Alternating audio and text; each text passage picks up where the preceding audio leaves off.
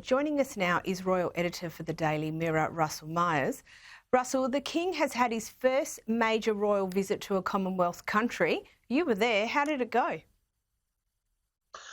Well, it was, Caroline. Well, great to see you again. Just pretty much straight off the plane from Kenya. And, if I was to give the King sort of a valuation of the trip, I think he did pretty well. And I think not only will he be very satisfied, the host will be satisfied as well as the British government, because it was an all-encompassing tour. And a lot of people said to me before we went, why are you going to Kenya? Why aren't you going to one of the 14 British realms that the King is obviously going to try and get to go to over the next couple of years of his reign? And yet Kenya is a really interesting choice because it's a bastion of democracy in East Africa. It's got a long history with the United Kingdom, some of that good, some of that incredibly bad, which the King did touch upon in a major speech he gave at a state banquet.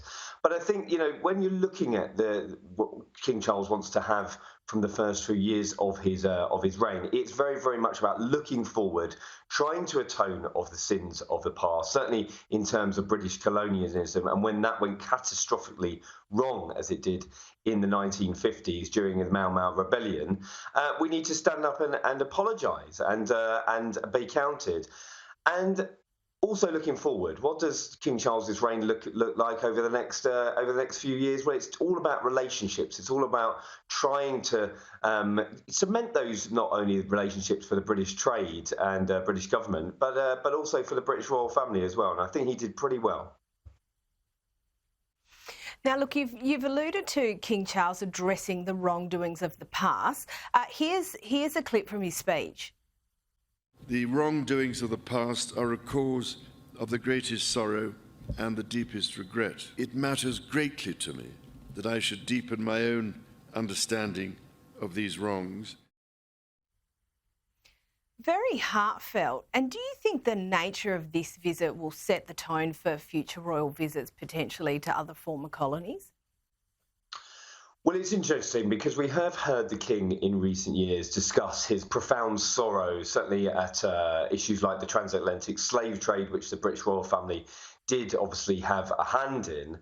And yet, talking about atoning for the sins of the past, I mean, it didn't go as far as some critics wanted. They wanted a full apology, talk of reparations, which we've not only had in Africa, but indeed over in the Caribbean, certainly when William and Kate had their tour in 2022.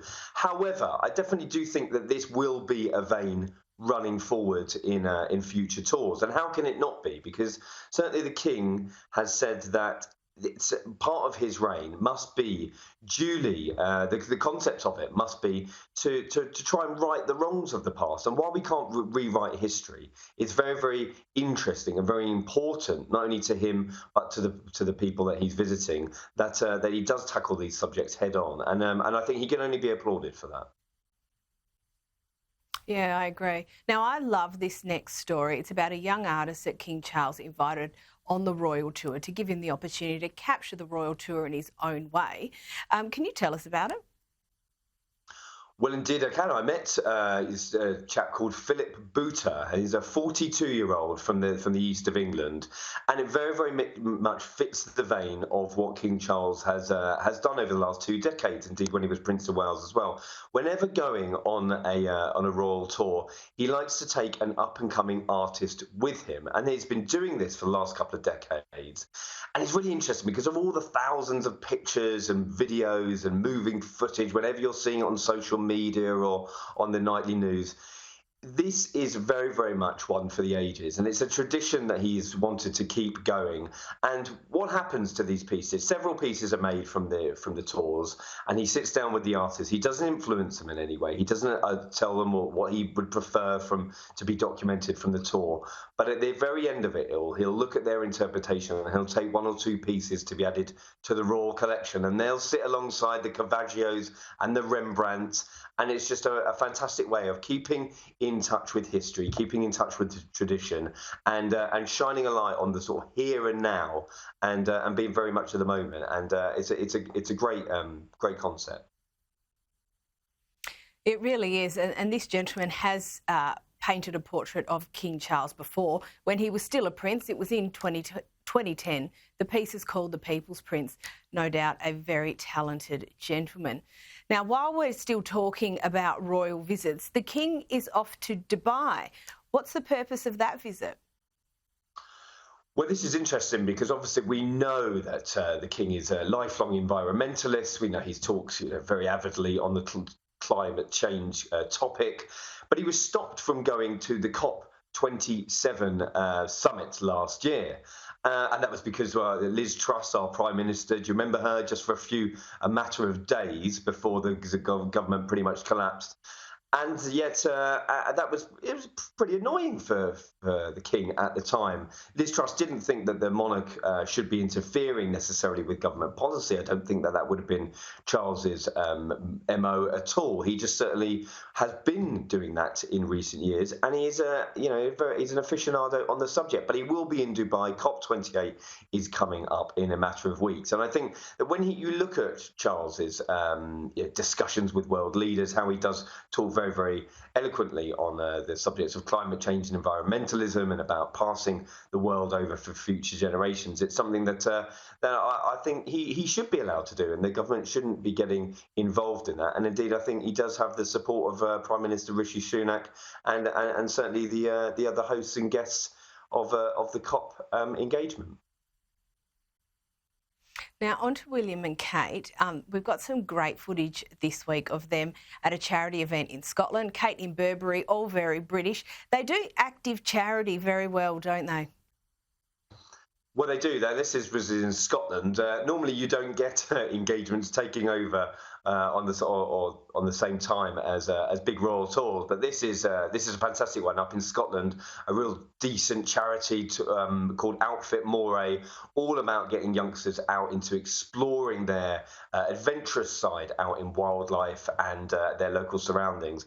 And William and Kate were there together, not only to speak about mental health. Of course, we've had that over the last few years with the Heads Together programme and Kate Shaping Us programme about young kids as well. But this was something that, uniting forces, not only getting out there, being a bit more adventurous, working with children, but talking about mental health as well. And good to see them in Scotland, because it's part of their job, of course, to get out and about of the four corners of the United Kingdom. And hopefully that's a sign of things to come in 2024, because it's perhaps been a bit of a slower start than they would have wanted. And I think it's going to be a big year for William and Kate next year. And Harry, he's been appointed to an African Wildlife Park Board of Directors. We know Harry has an affinity with wildlife and the environment. Is this another example of him getting on with the advocacy work we know he's really good at? Well, I think that this is a big opportunity for Harry, because we've had a real tough couple of years in terms of the scandal and the infighting of him in his family.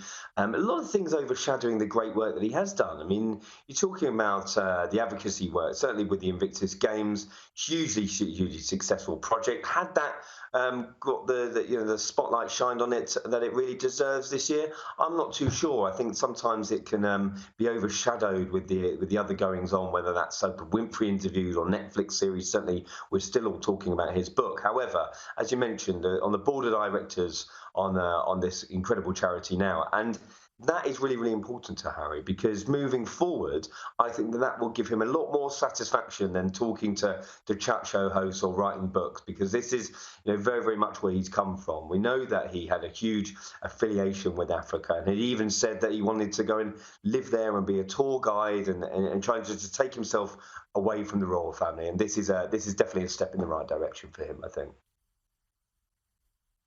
And while it's great to see Harry focus more on that advocacy, we continually hear stories of his apparent isolation in the US and him wanting to return to the UK. Is there anything to those rumours? Well, I mean, he still hasn't been here properly to celebrate any occasion with his family. Of course, we saw him at the coronation, just very, very fleeting. He was here for less than 24 hours. What's the relationship like with his father? It's still very, very strained. I understand he won't be coming here to celebrate his dad's 75th birthday in just a matter of days. There's going to be a party at Clarence House for the King. No doubt we'll see all the royals sort of gathering there and enjoying a celebration. And why shouldn't Harry be there? Well, one may ask. However, it still needs to be a bit of cooling of relations, I think, and moving forward. How isolated is Harry? There definitely seems to be less activity with Harry and Meghan. We haven't seen Meghan for a very, very long time. What are they trying to work on in the background? Is it going to be a new book? Is it going to be a new series? I mean, we'll have to wait and see. But I think when you look at Harry and what his life is like now, it's obviously very, very different from a few years ago. And you talk about this new role on the African Wildlife Board of Directors. That's surely a step in the right direction. Work with your passions. Work with what makes you interested in life. And I think that really is true when talking about Harry. Russell Myers, as always, thank you so much for joining us and thank you for your insights. Thanks very much. My pleasure.